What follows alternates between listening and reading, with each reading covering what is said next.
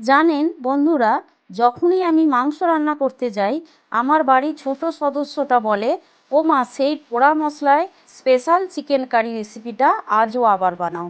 যতবার ও চিকেন খায় ওর নাকি এই পোড়া মশলার চিকেনের কথা মনে পড়ে। সেরার সেরা নাকি ওর পছন্দের তালিকায়। তাই ভাবলাম আমার বন্ধুদের সাথেও শেয়ার করেই ফেলি। নমস্কার, আমি টুম্পা। সবাইকে আমার কিচেন রেসিপি উইথ টুম্পা চ্যানেলে স্বাগত। এই গরমে রান্না করতে আমি যেমন পুড়ছি, বাড়ির লোকগুলোকেও আজ পোড়া মশলা দিয়ে মুরগি রান্না করে খাওয়াবো, আর বলবো দেখ কেমন লাগে। আরে না না, রেগে নয়, অনুরাগ, ভালোবেসে। আপনাদের রেসিপি যদি ভালো লাগে তো আপনারাও বাড়িতে বলুন। আর নিজেরা একা পড়বেন কেন, মশলা পুড়িয়ে বাড়ির সদস্যদের সবাইকে পোড়া মশলায় চিকেন বানিয়ে খাওয়ান। তো চলুন বন্ধুরা, মূল রেসিপিতে চলে যাই। প্রথমেই আমি একটা মশলা রেডি করে নেব।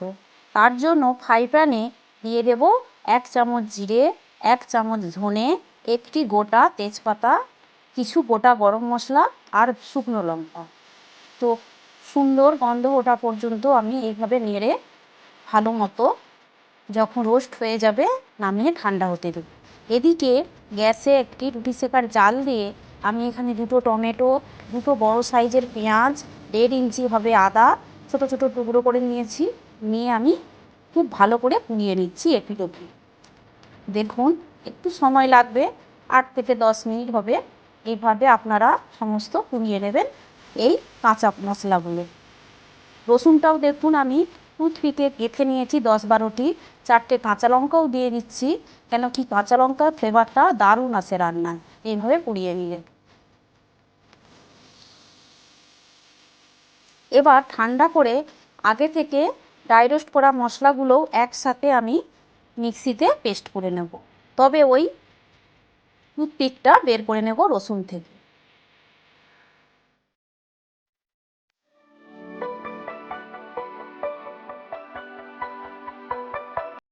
পেস্ট করে রেখে দিয়েছি।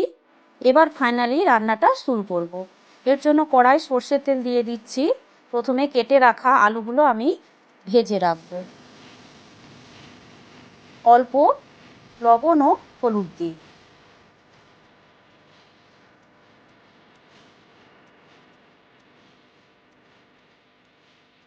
আপনারা আলু না ভালোবাসলে আলুটা এখানে স্কিপ করে যাবেন।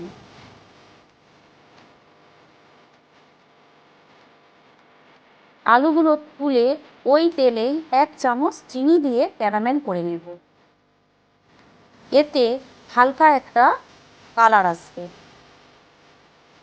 অথচ মিষ্টি হবে না একেবারেই।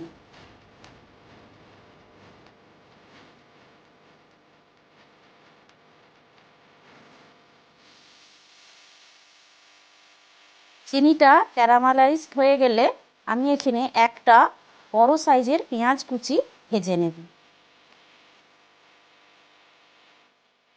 বেশ বেরেস্তার মতো করে ভেজে নেব।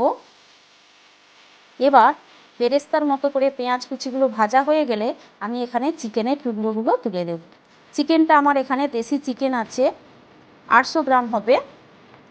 তো চিকেনটা আমি ওই পেঁয়াজের সাথে খুব ভালো করে ভেজে নেব। যখন তেল ছেড়ে আসবে এবং কালারটাও সেপারেট হয়ে যাবে, ঠিক সেই সময় আমি তুলে নেব পোড়া মশলা। অল্প নুন দিয়ে দেব পরিমাণ মতো। এখানে আমি 2 চামচ হবে লবণ দিলাম আর 1 চামচ হবে হলুদের গুঁড়ো দিলাম।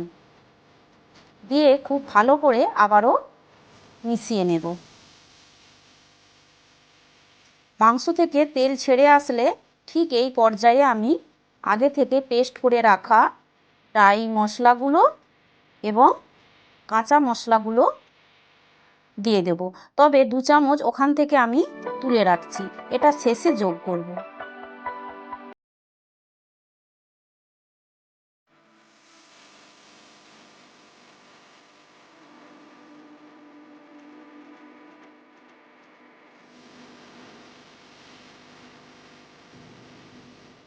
পোড়া মশলার পেস্টটা আমার এখানে দেওয়া হয়ে গেল। এবার আমি চিকেনের সাথে খুব ভালো করে মিশিয়ে নেব। মিশিয়ে কষাতে থাকবো প্রায় 8 থেকে 10 মিনিট। তবে এখানে মিডিয়াম টু লো ফ্লেমে হবে, খুব বেশি হাই ফ্লেম দিতে যাবেন না, তাহলে পোড়া লেগে যাবে তলায়। তো দেখুন কালারটা কি দারুণ এসেছে, কষানো প্রায় হয়ে গেছে, তেল ছেড়ে দিয়েছে মাংসর গা থেকে।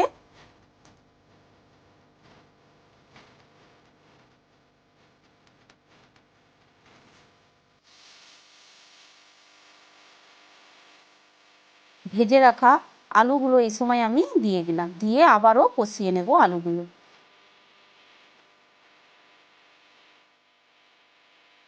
আলুগুলো মাংসের সঙ্গে কষানো হয়ে গেলে এবার আমি দেব গরম জল। গরম জলটা অবশ্যই দেবেন। গরম জল দিলে যে কোনো রান্নার স্বাদ হয় দ্বিগুণ। খুব বেশি জল দেবেন না, বেশ মাখো মাখো একটা ব্যাপার হবে, এই রকম বুঝে ঝোলটা দেবেন।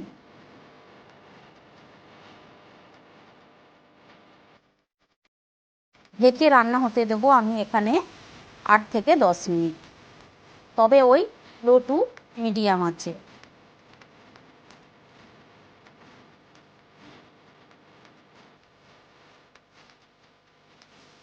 মাংস আলু সমস্ত সেদ্ধ হয়ে গেছে। এবার আমি আগে থেকে তুলে রেখেছিলাম যে পেস্টটা, মশলার পেস্ট, সেটা আমি এখানে যোগ করছি। যোগ করে সুন্দর করে হালকাভাবে আমি মিশিয়ে নেব। এতে করে দারুণ একটা ফ্লেভার মিশবে রান্নায়। যেহেতু আমি শেষেও দিলাম আর মাঝেও দিয়েছি, তো দারুণ হবে ব্যাপারটা।